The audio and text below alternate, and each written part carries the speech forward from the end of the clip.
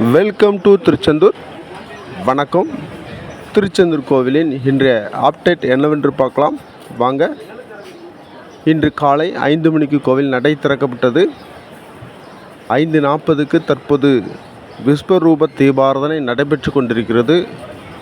பொது தரிசனத்தில் குறைந்தளவே கூட்டம் காணப்படுகிறது. விரைவு தரிசனத்தில் சுத்தமாக கூட்டம் இல்லை. அதனால் இன்று காலையிலிருந்து சுமாராகத்தான் கூட்டம் இருக்கும். அதனால் சுற்றுப்பகுதியில் உள்ள பக்தர்கள் சுவாமியை தரிசனம் செய்யலாம். இன்று திருச்செந்தூர் பகுதியில் மழை எதுவும் இல்லை. நாளை வியாழக்கிழமை காலையில் கூட்டம் அதிகமாக இருக்கும். ஈவினிங்கில் கூட்டம் சுமாராக தான் இருக்கும். அதனால் தரிசனம் செய்யலாம். பொது தரிசனம் எப்படி செல்ல வேண்டும்? அதாவது பொது தரிசனம் ராஜகோபுரம் அருகில் அன்னதான கூடத்திற்கு வலதுபுறத்தில் அமைந்துள்ளது பொது தரிசன நுழைவாயில். நன்றி.